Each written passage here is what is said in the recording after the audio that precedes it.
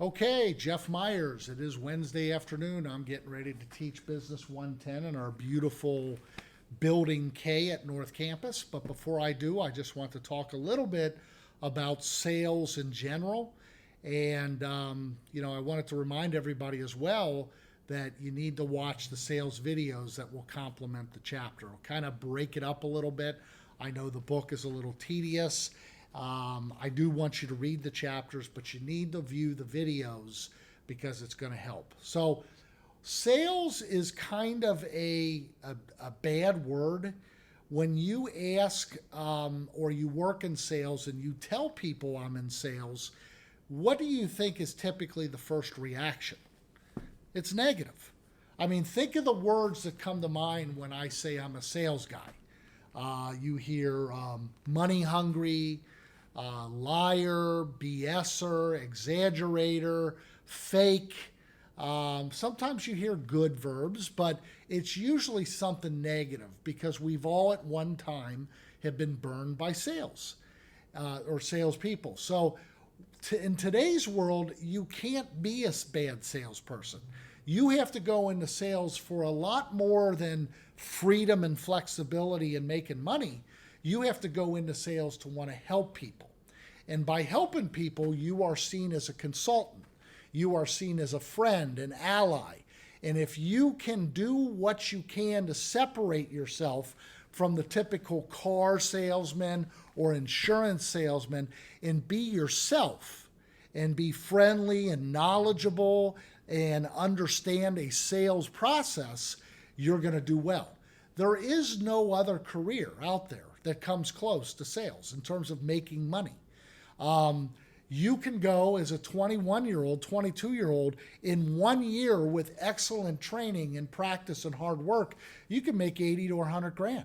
This is the only industry that if you follow a proven sales process, if you are able to practice handling objections, asking people for the sale, if you understand how to look good, if you understand how to articulate and communicate, if you understand how to follow up with people, what other career can you kind of have your own deal every day and make that type of money? There is none.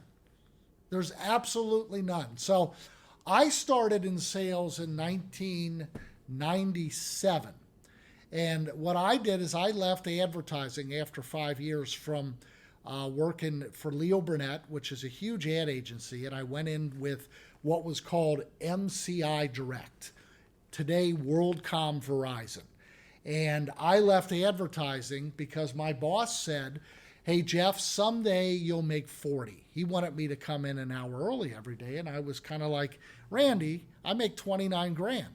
Well, about 3 weeks after our little discussion about me coming in earlier and someday I'll make 40, I left and took a job with a base salary of 12, but the opportunity to make 100% commission along with the base.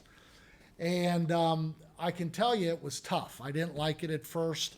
Walking into businesses every day, knocking on doors, making phone calls, constantly asking for appointments, getting people to stop what they were doing throughout the day to listen to me, then to be able to present the opportunity for them to save money on their telecommunication services, and then to get them to actually pull the trigger and switch. This is what I had to do every day. But I figured out that if you did a certain amount of hours of walking in and got a certain amount of no's and were able to deal with the rejection, you would get a certain amount of yeses and appointments and sales every day. And it turned out that if you did 3 sales a day or 15 a week, you made $100,000. So my first year going from making 29 grand to MCI WorldCom was a big difference between 29 and 98.6. And it was extremely lucrative, but it was hard work. And it was a challenge to be able to get people to turn around and listen to me, or get people to give me an objection that I was able to handle and ask them again and again, and then they would finally buy. So you can make a ton of money. It ain't easy, But, think of the jobs that you have to make six figures. Think of those jobs that people have to do. I mean, sales, once you know how to do it, once you're comfortable, it's really just a matter of doing it. I mean, it's just routine. And it's fun dealing with people, and it's fun challenging them, and it's fun winning the game, especially if you believe in the product. And that's another thing we have to talk about today. Going into sales today, you better really make sure that you believe and love what you're selling. Today in 2020, I'm not sure I could sell telecommunications, but I could sell travel because I'm passionate about it. So whatever you sell, you have to make sure that you more than love the product and that you know it's going to help the customer either be more productive and efficient or make the customer or enable the customer to be able to save money. And so you got to pick something that you love. And you got to be determined. You can't just get up at 9 or 10 o'clock and make a few calls and call it quits for the day. You have to maintain a certain schedule and be persistent and go out there and make a certain amount of calls and deal with people who put you off and deal with people that point at the door, deal with people that hang up on you. But for six figures, what's wrong with that? I mean, it is a very lucrative and rewarding career, especially if you're helping people. So, this class, I'm going to send out a couple of these videos every once in a while to be able to have some interaction so we can talk about it, because sales is a scary topic for most. Sales is something that people look down on, like salespeople are all pushy. There's a lot of bad salespeople out there.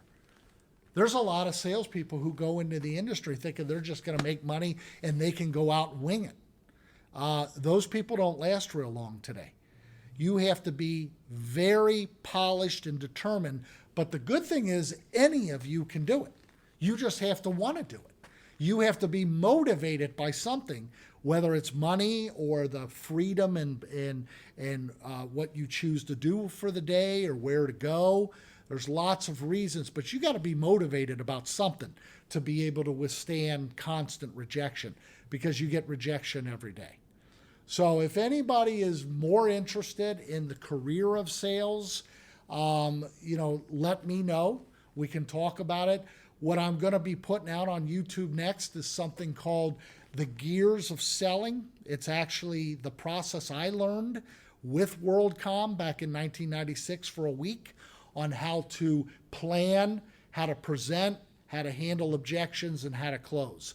And if you understand that, you can apply it to other things. It just doesn't have to be telecommunications, and you're able to sell. Now, there's other things that we'll talk about that you have to add into it, the type of closing, the type of ways that you handle an objection.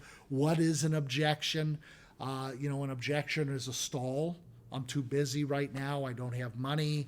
Come back later. We don't talk to salespeople that walk in our doors, no soliciting.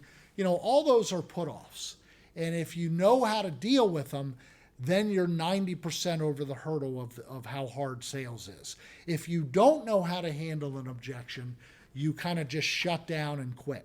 And that happens to a lot of people. So I don't know if we have any salespeople in the class.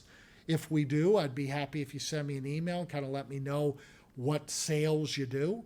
My background was outside B2B, business-to-business sales, where you actually walk in cold, get people to stop and listen to you, and then make a sale or attempt to make a sale.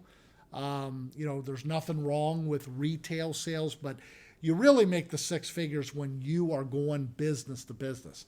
I have never done B2C. That's business to consumer. That's knocking on doors in a neighborhood. I just haven't done that, and I don't think I want to do that. But there's a bunch of career opportunities for people who want to get into sales on the B2B route. So I appreciate you guys listening. I hope you have a good couple days, and we will talk to you soon.